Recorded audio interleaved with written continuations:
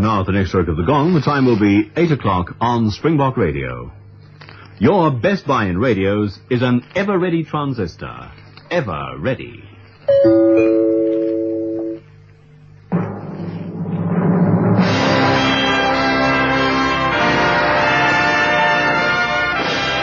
This is Playhouse 90.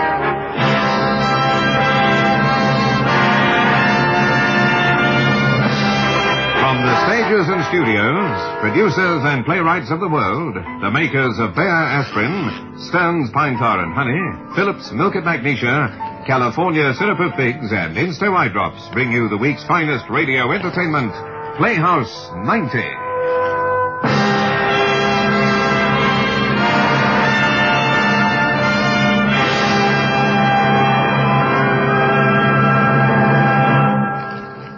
Tonight's Playhouse 90 presents one of the greatest love stories of all time, the romance between Elizabeth Barrett and the famous poet Robert Browning. It tells of a man's devotion which inspires a delicate woman with the courage to defy a selfish, tyrannical father and find happiness with the man she loves.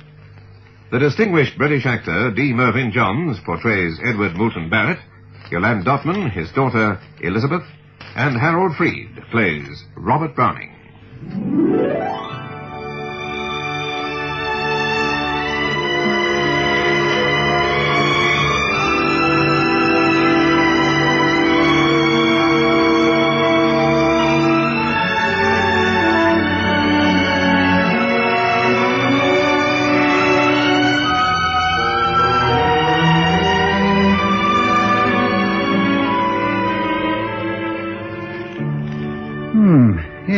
Yes, Miss Elizabeth. It's this increasingly low vitality of yours that worries me. Yes. No life in you. None. Well, what are we going to do about it? Well, Doctor, if you shut a person up in one room for years on end, you can't very well expect to find her bursting with life and vigor. To tell you the truth, I'm not sure that brain of yours isn't altogether too active. Seriously, aren't we perhaps overdoing our studies? Of course not. Still hard at Greek? Oh, not more than 2 or 3 hours a day. Oh, dear. Now, why not give all these heavy labors a rest and turn your mind to something light and easy for a change? Poetry. You're not neglecting your poetry, I hope. Meaning something light and easy. Oh, Doctor, I must remember to tell that to Mr. Robert Browning when I see him. Robert Browning? A poet, Don't tell me you've never heard of him. Well, my dear, poetry isn't much in my line, you know. Still, I suppose we mustn't rob you of your mental exercises if they keep you contented. Contented?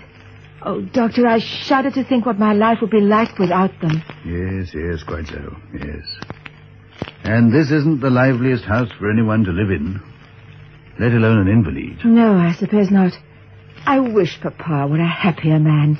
It would make such a world of difference to all of us. Happier, It's no business of mine. But when a man has good health, plenty of money, and a family of boys and girls, I can't see why he should make life a burden to himself and others. No. If only I could prescribe some sort of change for you. Something, anything to get you out of these dismal surroundings for a time. Tell me now, Elizabeth, have you ventured on your feet at all lately? No, hardly at all. I wish I knew how to get you fit and well. Shh, Flash, my darling. Yes, Wilson? Begging your pardon, miss, but the master wishes most particularly to see you, Dr. Chambers, before you leave, sir. Oh, yes, of course. And high time I were off. Is your master in his study? Yes, sir. Well, goodbye, Miss Elizabeth. Goodbye. Goodbye, Doctor. You needn't see me downstairs, Wilson. I know my way. Thank you, sir. I'm just going to post your letters, Miss Barr. Shall I take Flush with me? Oh, yes. How I wish I could go with you. Oh, you will one day, Miss Barr. Quite soon. Come, Flush. Oh, dear. Careful, Miss Henrietta. You nearly knocked me down. Oh, I'm sorry, Wilson. Oh, Elizabeth, I feel I'm going to erupt. Oh, dinner was awful. But Henrietta... Awful. Was Papa? Yes, he was. It was awful. He was in one of his moods, the worst kind. The nagging mood is bad enough. The shouting mood is worse. But don't you think the dumb mood is the worst of all? Yes, perhaps. I don't believe there were more than a dozen remarks all through dinner, and most of them were frozen off at the tips. Papa would just turn his glassy eyes on the speaker. Directly dinner was over, he ordered his port to be taken to the study, and thank heaven he followed it almost at once. Oh, you're here, Henrietta. I've been looking for you everywhere. Papa has just sent you this note from his study. For me? Oh, dear. When he starts sending out notes from his study, look out for squalls. I have heard this morning that your aunt and Uncle Headley and your cousin Bella have arrived in London earlier than was expected and propose to call on you tomorrow at 3 o'clock. I have written to invite your uncle and aunt and cousin to dinner next Thursday. Papa. Well, I understand now why Papa seemed so displeased at dinner. Vile-tempered, you mean? Are you quite fair, Henrietta? Papa seldom objects to us receiving our friends here. For a cup of tea and a bun. And so long as the house is clear of them before he's back from the city. Has any of us ever been allowed to ask anyone to dinner? Or even to luncheon? What enrages me is that I was expecting a friend tomorrow at 3, and now I shall have to put him off somehow. Well, why must you put your friend off? The Headleys won't eat your friend. What business is that of yours? But Henrietta. I hate people prying into my affairs. Oh, dear. What can be the matter with her tonight? Usually she quite enjoys being teased about Captain Surtees' cook. Perhaps she may have begun to take his attention seriously. Oh, I hope not. You remember when young Mr. Palfrey wanted to marry her 2 years ago? Those dreadful scenes with Papa. I should rather forget them. Oh, why can't Henrietta realize that if there's one thing Papa will never, never permit, it's a marriage in the family? Doesn't worry me at all.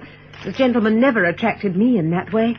Henrietta's very lovely. But Papa would never agree to any kind of understanding between them. I'm sorry. I left in a temper, but I couldn't help it. I'm so miserable. Miserable, dear? But what's happened? Yes, miserable and so wildly happy. Oh, I shouldn't tell you about it, because if Papa asks if you had any idea of what was going on, you'll have to lie, which you hate doing, or admit that you knew, and then he'd vent half his rage on you for not warning him in time. Never mind, dear. Go on. Surtees has asked me to marry him. Oh, Henrietta. And of course I accepted him and said that I couldn't. And I had to tell him that we must never see each other again. You're not talking sense, Henrietta. What really has happened? Oh, I don't know, except that we both love each other terribly. Oh, dear. Is there anything at all to be said for Papa's attitude towards marriage? Can it possibly be wrong to want a man's love desperately and to long for babies of my own? No. But who am I to answer a question like that? Love and babies are so remote from my life. Yes, I know. You're a woman apart. But love and babies are natural to an ordinary girl like me. And what's natural can't be wrong. And yet the holiest men and women renounce these things. I dare say, but I'm not holy. And come to that, neither is Papa. Not by any means. Henrietta. Well, didn't he marry and have 11 children? Come in. Mr. Robert Browning has called me. Oh, Mr. Browning. Yes. Elizabeth, were you expecting him? But I thought... Of course.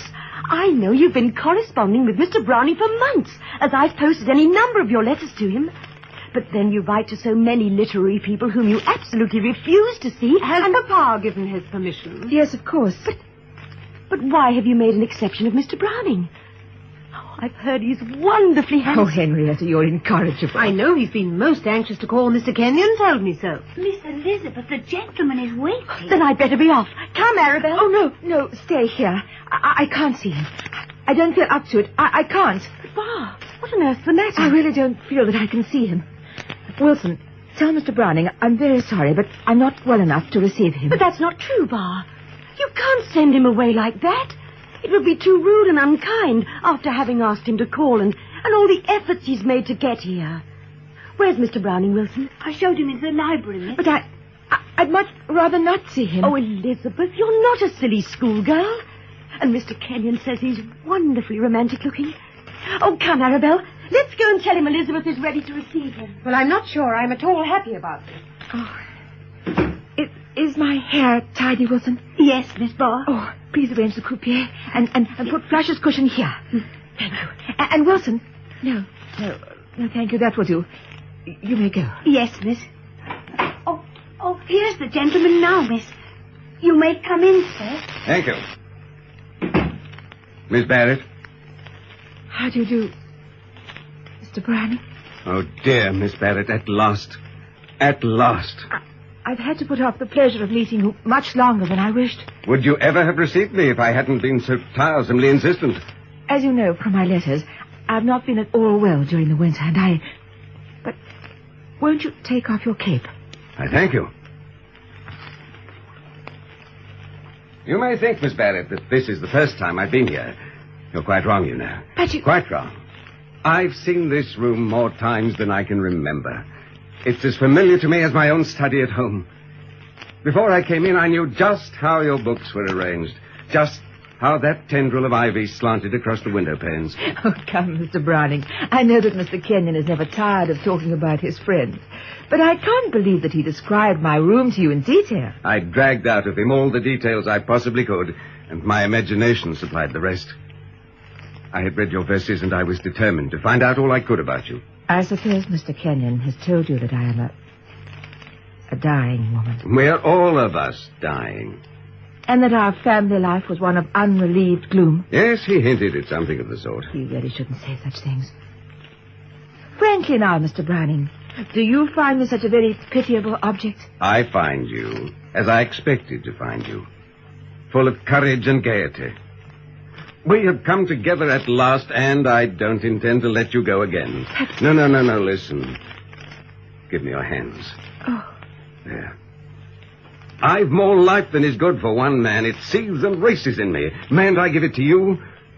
Don't you feel new life tingling and prickling up your fingers and arms right into your heart and brain? Oh, please, Mr. Browning, please let go of my hands. Well? You are really rather an overwhelming person, and in sober truth, I'm... No, don't tell me again that you're afraid of me. You're not. It's life you're afraid of, and that shouldn't be. Life? Yes. Well, when life becomes a series of electric shocks... Was it as bad as all that? Indeed, yes. Do you affect other people in the same way? They've often told me so. No wonder I hesitated about meeting you, much as I wanted to. Something of your disturbing vitality must have come to me from your letters and poems. I think I must have been quite as nervous as you. You, Mr. Browning? Oh, yes. And I'm anything but a nervous man as a rule. But that moment was the climax of my life. Up to now. Miss Barrett, do you remember the first letter I ever wrote to you? Yes, indeed.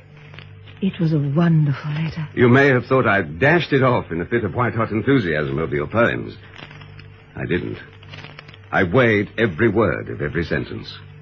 And of one sentence in particular, this sentence.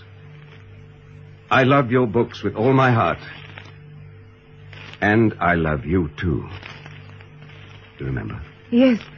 And I thought it charmingly impulsive of you. But I tell you, there was nothing impulsive about it. That sentence was as deeply felt and as anxiously thought over as any sentence I've ever written. All these months, since I first read your poems, I've been haunted by you. And today, you are the center of my life. If I were to take you seriously, Mr. Browning, it would, of course, mean the quick finish of a friendship which promises to be very pleasant to both of us. Why? You know very well that love, in the sense you apparently use the word, has no place and can have no place in my life. Why? For many reasons, but let this suffice. As I told you before, I am a dying woman. I refuse to believe it. You must never say such a thing again. I forbid you to. Forbid, Mr. Browning? Yes, forbid. Isn't it only fair that if you forbid me to speak of you as I feel, and I accept your orders, as I must, that I should be allowed a little forbidding as well? Yes, but Oh, Miss Barrett, what a splendid beginning to our friendship. We've known each other a bare half hour, and yet we've talked of life and death and love. We've ordered each other about, and we've almost quarreled. Could anything be happier and more promising? With your permission, I'm going now. Mr. Kenyon impressed upon me to make my first visit as short as possible, as strangers tire you. Not that I'm a stranger. Still, I can see that you are tired. Miss Barrett, when may I call again? I don't quite know. Will next Wednesday suit you? Yes, I think so. But perhaps it would be better... Next Wednesday, then. But I... At 3:30 again? Yes, but I... Au revoir, Glenn. Goodbye. Au revoir. Au revoir. Oh. Au revoir.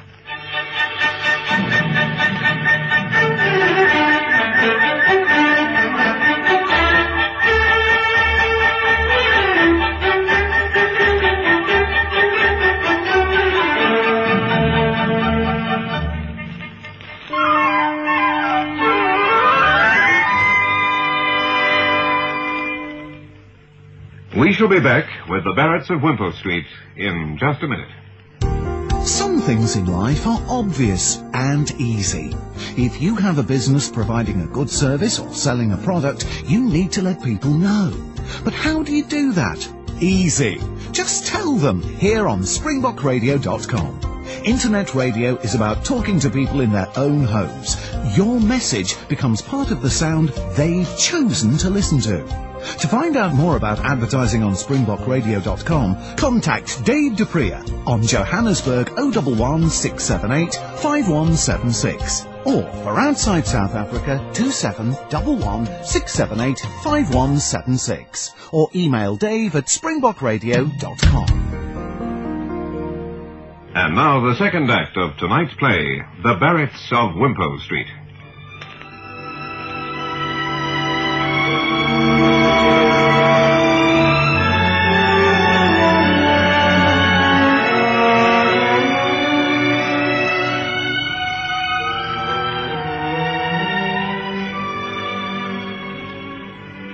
I congratulate you, Miss Elizabeth. You've made remarkable progress in these past 3 months, and I take no credit for it. Oh, but Doctor... I mean it, my dear. The wish to live is better than a dozen physicians. Well, now, about the future. Another winter in London must, if possible, be avoided. If you continue picking up strength as you're doing, I see no reason against your travelling to Italy by October. Italy? Oh, Doctor, do you really mean it? Why not? I've been given to understand that you've set your heart on Italy. Italy? Oh, Doctor, my promised land, which I never thought to see otherwise than in dreams. Yes, that's right. Well, my dear Miss Barrett, goodbye. No, please don't get up. I'm delighted with your improvements. And now a little talk with your father about Italy. Goodbye. Goodbye, Doctor. Italy.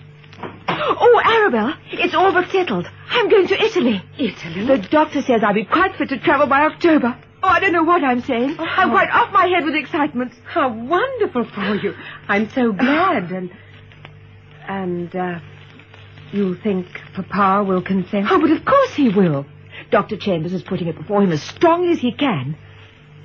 Oh, surely he'd never have the heart to refuse when he realizes all this Italian trip means to me. Oh, no, dear. No. Have you seen him this afternoon? Yes. What was he like? Oh, quite sunny. He called me Puss, and he never does that when he's in one of his moods. Oh, Arabella, Papa will let me go, won't he?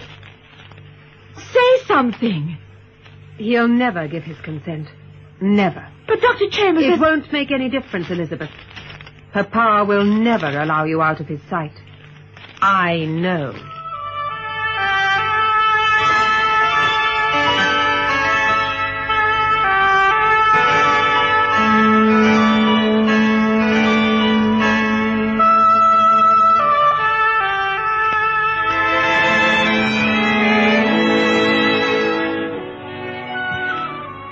Elizabeth, are you mad sitting here with this window open?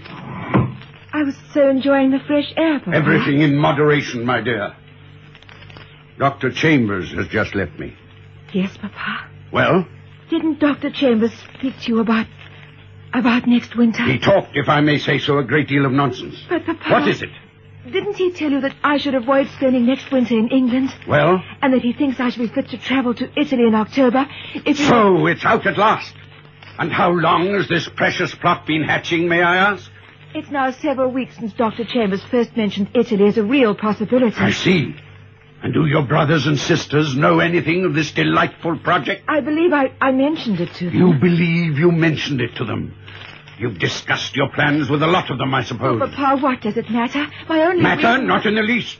It's nothing at all that I alone should be shut out of my favorite daughter's confidence, treated like a cipher, ignored, insulted. Insulted? Grossly insulted. When that fellow Chambers sprung your carefully prepared plan on me, and I naturally expressed my astonishment and displeasure, he became extremely offensive. Believe me, Papa, my one reason for not worrying you with this Italian idea before was that The fear that I should nip it in the bud at once. Exactly. I quite understand. But No, I beg you to spare me explanations and excuses. But, Papa... Didn't it even once occur to you that all through those long, dark months you proposed to enjoy yourself in Italy, your father would be left here utterly alone? Alone? Utterly alone. Your brothers and sisters might as well be shadows for all the companionship they afford me. And you, oh, my child, don't think that I haven't noticed that you, too, now that you're stronger and no longer wholly dependent on me, are slowly drawing away from your father. It's not true. It is true. And in your heart you know it's true. No. New life, new interests, new pleasures, new friends. And little by little, I am being pushed into the background. I, who used to be your whole world. I, who love you. But, Papa... No, there is nothing more to be said. You are at liberty to do as you wish. And if you go, I hope you will sometimes spare a thought for your father. Oh. Who's that? Come in. If you please, Mr. Browning has called. That fellow again. I showed Mr. Browning into the drawing room, Miss, seeing you were engaged. Would you like to meet Mr. Browning, Papa? Certainly not. I should have thought you knew by this time that I never inflict myself on my children's friends. You may show Mr. Browning up. Very good, sir. Mr. Browning appears to consider this his second home. I have not seen him since last Wednesday. Indeed. Mr. Browning. Oh, but how splendid. This is the fourth time you've received me standing. If I ever receive it from my sofa again, you may put it down to my bad manners and nothing else. I will, with all my heart I will. And now tell me quickly, I've been dithering with suspense all day.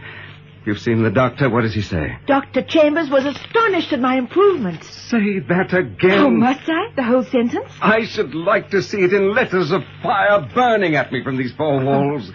This is the best moment I've had since I got your note giving me permission to call on you. How many years ago was that? 3 months. How absurd. We've always been friends. I've known you a lifetime and over. So he was astonished, was he? Splendid. Of course, I never doubted once that you'd turn the corner someday. The world isn't rich enough to afford the waste of such a life as yours. But even I little dreamt recovery would be so rapid. Oh, and Italy, as the doctor agreed about your wintering there.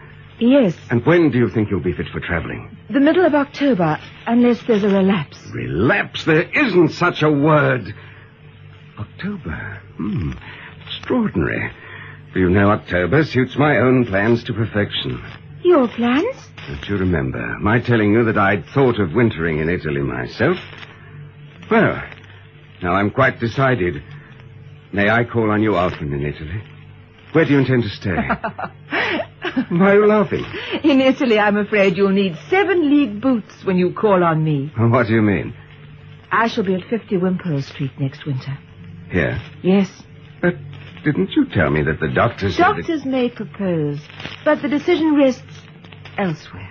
Oh, your father? Yes. He has vetoed the plan? No, not exactly. But I'm quite sure that it will be impossible for me to go. But didn't the doctor make it clear to him that this move of yours may mean all the difference between life and death? It's rather hard to explain to someone who doesn't know all the circumstances. You see, Papa is very devoted to me. Devoted? Very devoted to me, and depends a lot on my companionship. He hasn't many points of contact with my brothers and sisters. If I were away for 6 months, Miss Barrett, may I speak plainly? Do you think you'd better? I know more or less how you feel about this, but you don't quite understand the situation. How should you? Very well, then I'll say nothing. Oh, you tell me I don't understand. You're quite right, I don't. You tell me he's devoted to you. I don't understand a devotion that demands favors as if they were rights. Demands duty and respect and obedience and love. Demands all and takes all and gives nothing in return. I don't understand a devotion that spends itself in petty tyrannies and gross bullying. I don't understand a devotion that grudges you any ray of light or glimpse of happiness and doesn't even stop at risking your life to gratify its colossal selfishness. Devotion! Give me good, sound, honest hatred rather than devotion like that. Mr. Browning, I must ask you... Forgive me, but I won't be silent any longer. At our first meeting, you forbade me to speak of love. There was to be nothing more than friendship between us. I obeyed you. But I knew well enough. We both knew that I was to be much more than just your friend. Even before I passed that door and our eyes first met across the room, I loved you. And I've gone on loving you. And I love you now more than words can tell.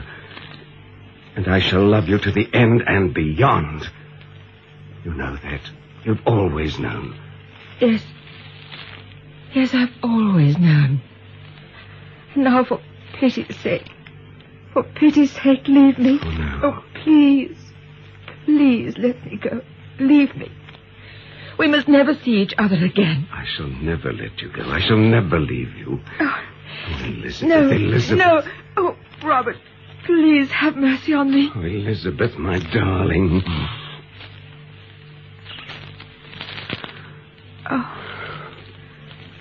Oh, Robert. I love you. I love you. I love you. And yet you asked me to take my marching orders and go out of your life? Yes, Robert, for what have I to give you?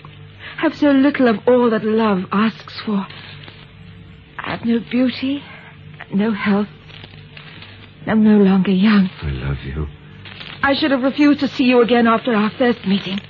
For I loved you then, though I would have denied it even to myself. And with those words ringing in my ears, I'm to turn my back on you and go. Robert, can't you see how impossible? I've never yet turned my back on a friend or an enemy. Am I likely to turn it on you? Robert, have you thought what your position here would be like if you went on seeing me after today? Yes. We should have to keep our love secret from everyone, lest a whisper of it gets to my father's ears. I know. If he had the least suspicion that you were more than a friend, the door would be slammed in your face, my letters supervised, and my life made unbearable. I thought yours was the courage that dared the utmost, careless of defeat. Here's life, offering the best that life can give. And you dare not grasp at it for fear it will turn to dust in your hand. I never thought you were a coward. A coward?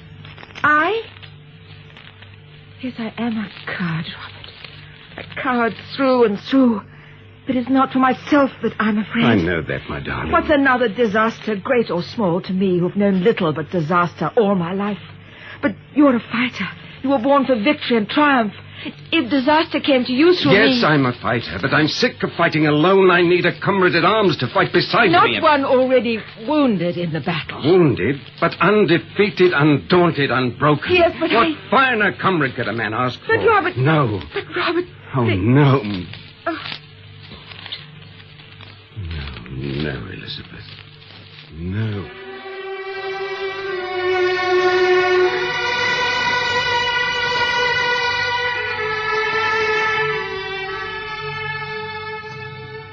You had really better let Wilson help you up the last few stairs, Bob. No, Wilson, don't touch me. But, my dear, you... Oh, there. All the way up and without one pause of help of any kind.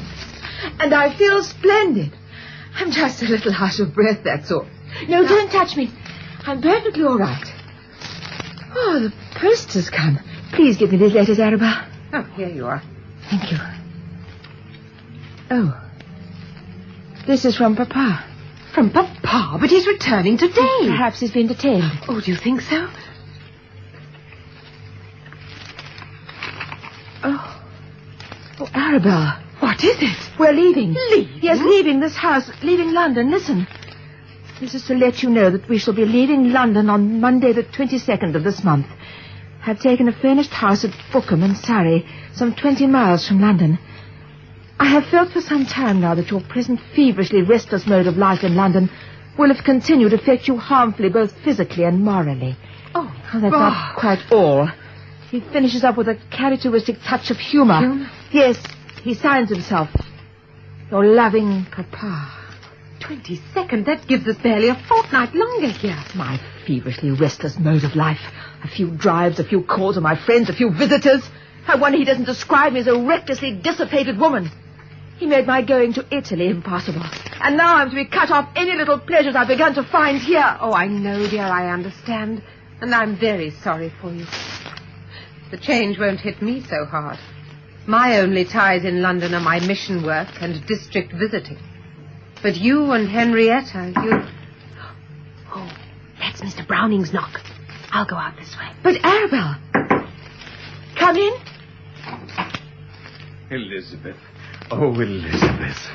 Oh, Robert.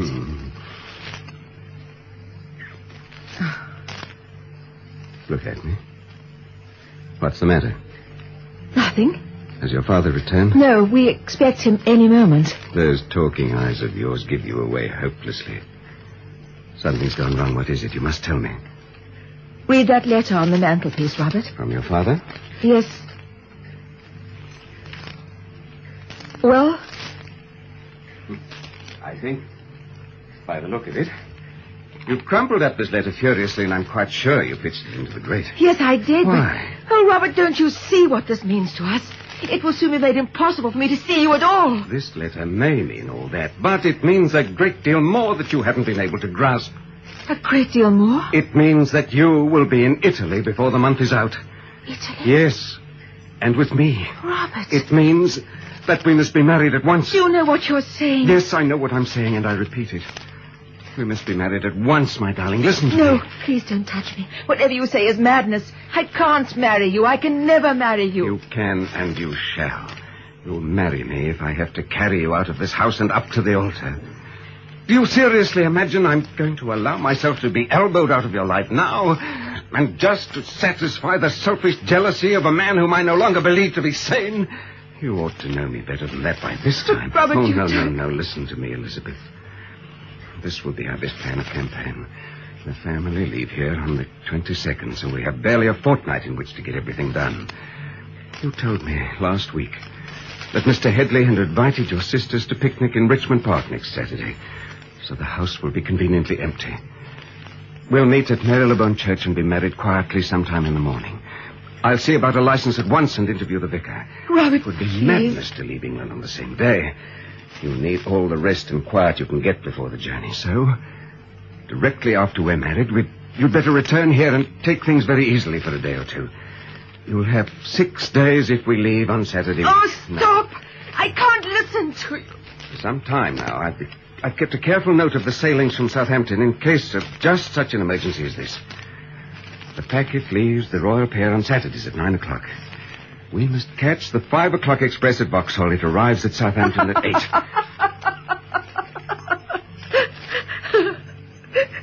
And I always believed Papa was the most overbearing man in the world. And yet you've known me for some time now. But I mustn't give way, Robert.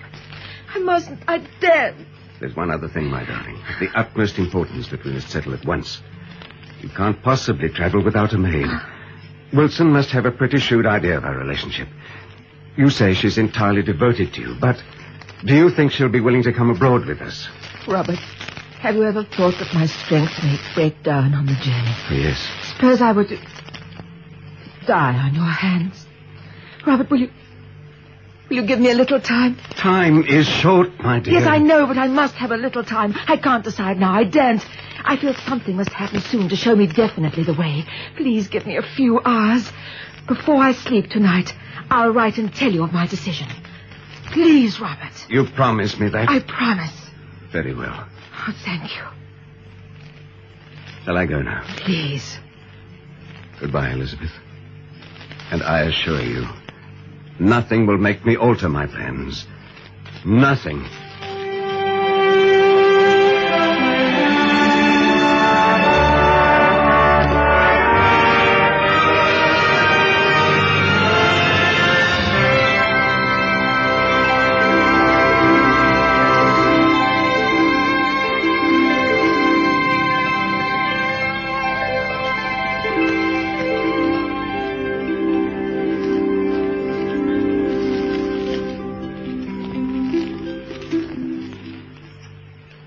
You are listening to The Barretts of Wimpole Street.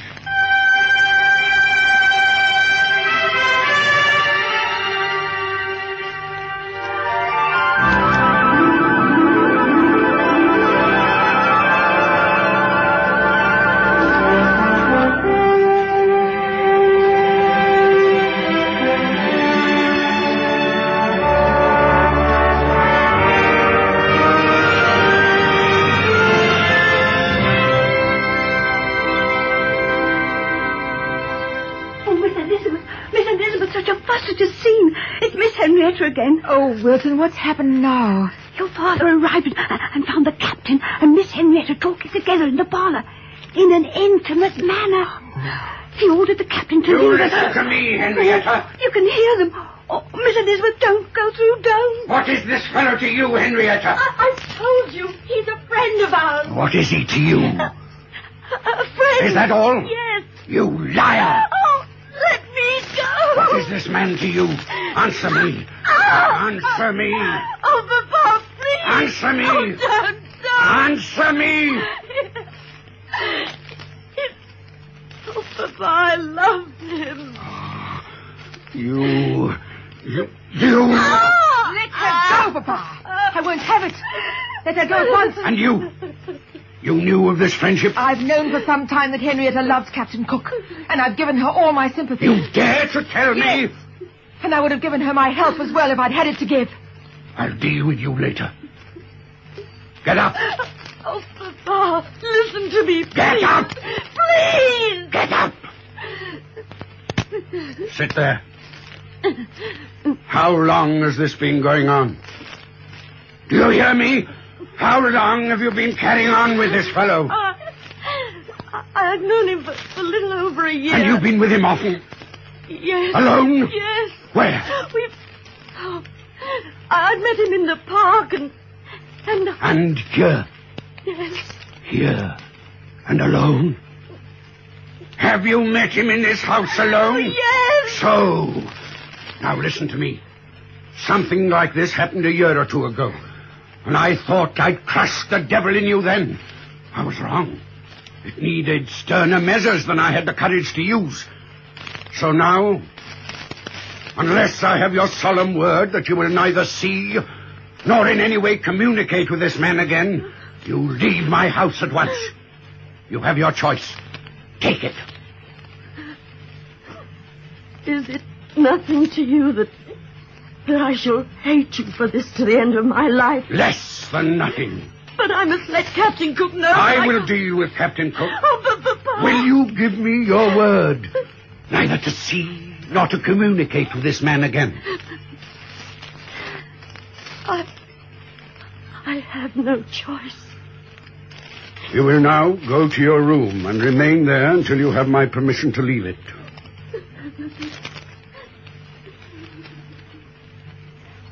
Have you anything to say to me, Elizabeth? No. No, I have nothing to say at all. Then I must leave you under my extreme displeasure. Oh, miss, you shouldn't have. Wilson, are you my friend? Your friend, miss? Yes, my friend. I'm in need of friendship and help at the moment. I don't quite understand, Miss Barr, but I'd do anything to help you. You would? And I know I can trust you. Yes, indeed, miss. Wilson, next Saturday, I'm going to marry Mr. Browning. Marry? Hush. Yes. Of course, nobody in this house knows, and nobody must know. Oh, Lord, miss, I should just think not, indeed. We're to be married secretly at Marylebone Church. Will you come with me? Me, miss? Oh, yes, miss, and gladly. Directly afterwards, I shall return here for a few days. And then... Here with Mr. Browning? No. Just alone with you. And then on the following Saturday, I shall join Mr. Browning, and we're going abroad. We're going to Italy. Oh. Will you come with us? To Italy? Yes, will you come with me? Oh, well, miss, I can't see as how I can help myself. Why, you'd never get to Italy without me. Oh, then you'll come? Oh, I'm so glad, Wilson. I'll tell Mr. Browning. I'm writing to him now. I'll say his plans can proceed as arranged.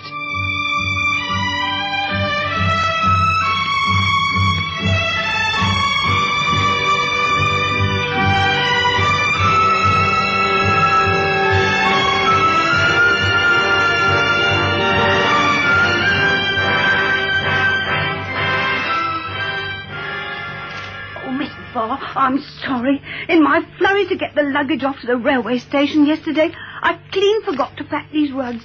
And there was heaps of room in the carpet bag. Never mind. I do hope we haven't forgotten anything else. And if we have, it won't matter much. Mr. Browning insisted that we should travel as lightly as possible. We shall be able to get all we need in Paris. Miss, it doesn't seem possible we'll be in Paris tomorrow. And you are married. You're sure, Wilson? They quite understood at the livery stables exactly when and where the cab was to meet us. Oh, yes, miss. The cab will be at the corner of Wimpole Street at 3:30 punctual. It won't take us more than 10 minutes to get to Hodgson's library. And then Mr. Browning will have us in his charge. Your husband, miss. Don't breathe a word here. I'm foolishly nervous, but I can't help it. The very walls seem to be listening. There's no one in the house I know except Miss Henrietta, and she would have gone out by now. This waiting is killing me. Have you finished writing your letter? Yes, I've written to the whole family to tell them what I've done and to wish them goodbye. I've just been reading over my letter to my father to see if there was something I could add. Something, anything. I can't think. I can't think. Least said, soonest mended, miss. Oh, Miss Barr, there's a lot I'd give to be here tonight when the master reads your letter and knows you've been a married lady for almost a week. Don't, Wilson, don't. The very thought terrifies me. I can see his face. I can hear his voice. Thank heaven we should be miles and miles away. Oh, it's 1 hour and 20 minutes still. Will the time never pass? Wilson, I wish to speak to Miss Barr alone. Yes, miss.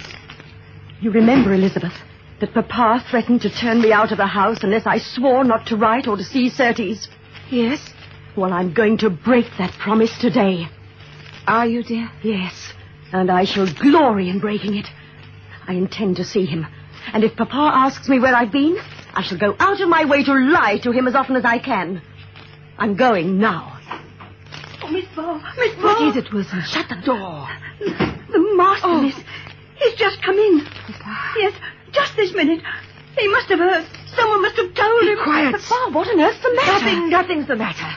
It's only that Papa hasn't been to see me for 10 days now. Ever since, you remember. And scenes of forgiveness are always trying.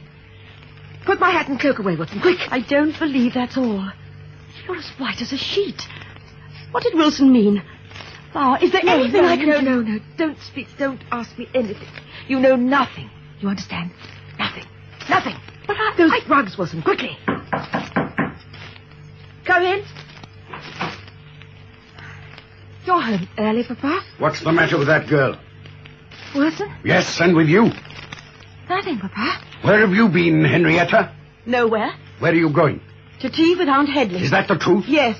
You remember your oath? Yes. Have you kept it? Yes. Are you going to keep it? Yes. I want to speak to your sister. You can go. Do you know why I came back so early? No, Papa. Because I could bear it no longer. It's 10 days since last I saw you. Am I to blame for that, You Papa? dare to ask me such a question? Weren't your party in your sister's shameless conduct? Haven't you encouraged her? And did you expect to go scot-free of my displeasure? I've not come to speak about that, but to put it behind me, to forget it. I wonder, my child, have you been half so miserable these last 10 days as your father? Miserable. Do you Papa? suppose I'm happy when I'm bitterly estranged from all I love in the world? Do you know that night after night I had to call up all my willpower to hold me from coming here to forgive you? Papa. All my willpower. I tell you, all my sense of duty and right and justice. But today I could bear it no longer. The want of your face and your voice became a torment. I had to come. No. Papa, can't you see? Won't you ever see that strength may be weakness? And your sense of justice and right and duty all mistaken and wrong? What do you mean? Papa, no, please. be silent. Don't answer me. Mistaken and wrong? You don't know what you're saying. You'll only listen to me. No. But Papa, If please. there were even a vestige of truth in what you say, my whole life would be a hideous mockery. For always, Through all misfortunes and miseries, I've been upheld by knowing beyond a doubt what was right, and doing it unflinchingly, however bitter the consequences, and bitter they've been. It's been my heavy cross that those whom I was given to guide and rule have always fought against the right, that I knew to be the right, and was in duty bound to impose upon them. Even you, even your mother.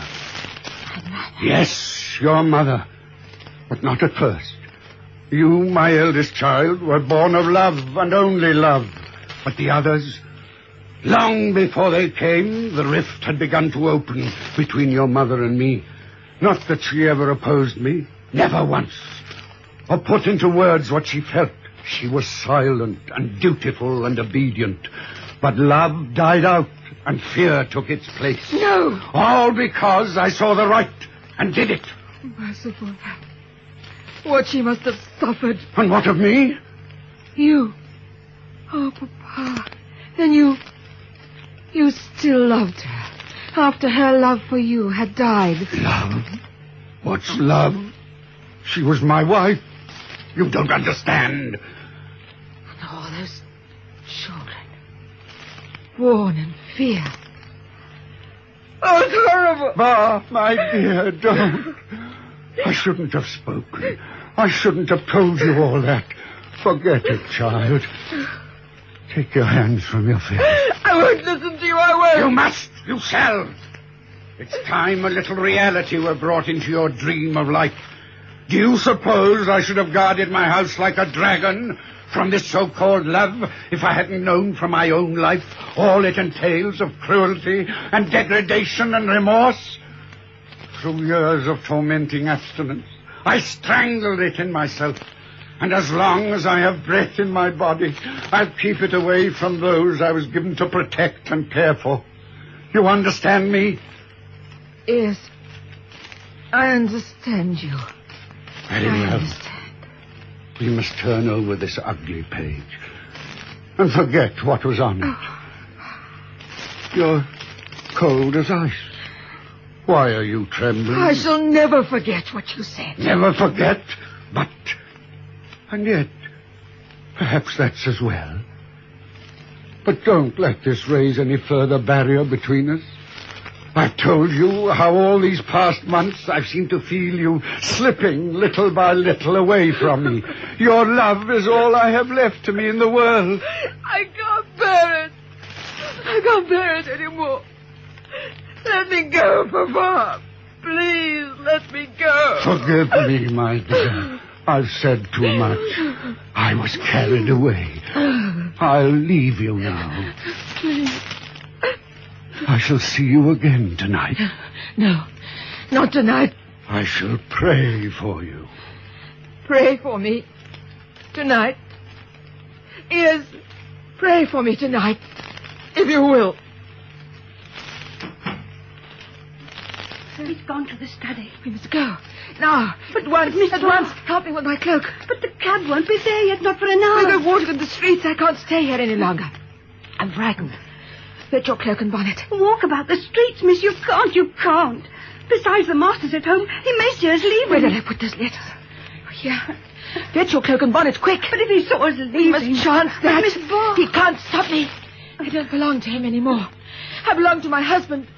Papa can kill me, but he can't stop me. I daren't, miss, I daren't. Then I must go alone. You can't do that. Wilson, things have passed between my father and me which forced me to leave this house at once. Until today, I didn't realize quite how unforgivably I've been driven to deceive him. Until today, I've never really known him. If you want to draw back, you need never reproach yourself. This, after all, is no affair of yours. But I must go now. Bring the rugs, Wilson. I had better carry Flush. Yes, miss. The study door's shut and it's all quiet. Very well. Go quickly. Let's go. Go!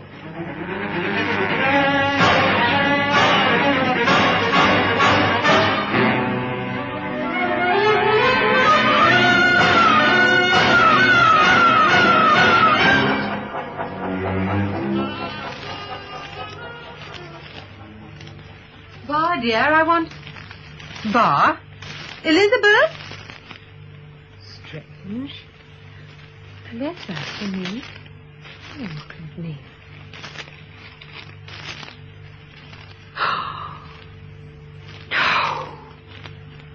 No! Married?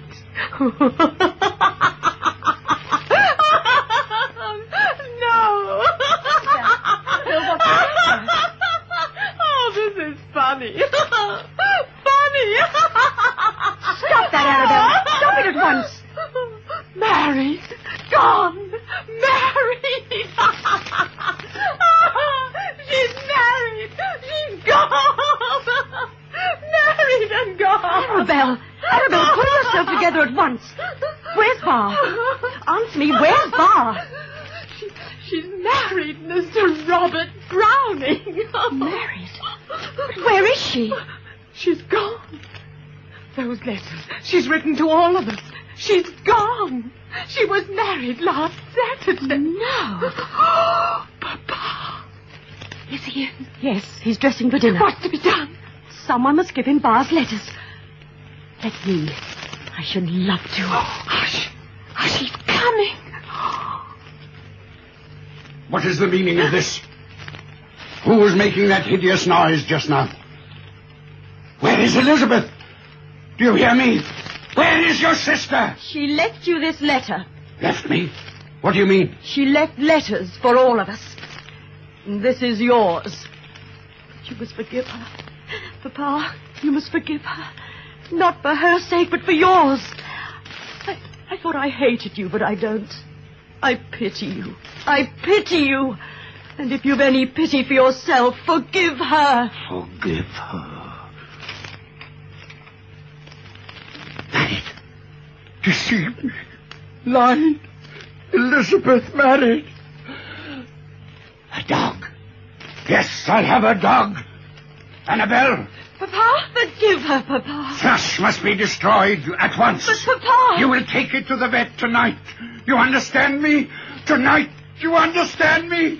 It must be destroyed. I really don't see what the poor little animal has done to deserve. You understand me? In her letter to me, Bar writes that she's taken Flush with her. There's nothing you can do, Papa. Nothing.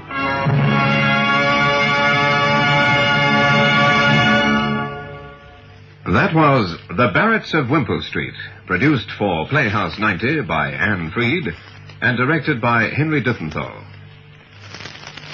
As Edward Moulton Barrett, you heard D. Mervyn Johns.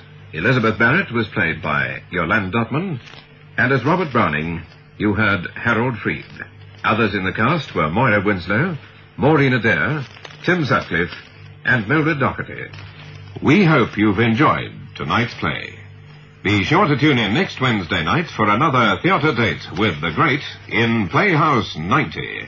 Brought to you for your listening pleasure from the stages and studios, producers and playwrights of the world, by your hosts, the makers of Bayer Aspirin, Stearns Pine Tar and Honey, Phillips Milk of Magnesia, and California Syrup of Figs. So until next week's Playhouse 90, a very good night to you all.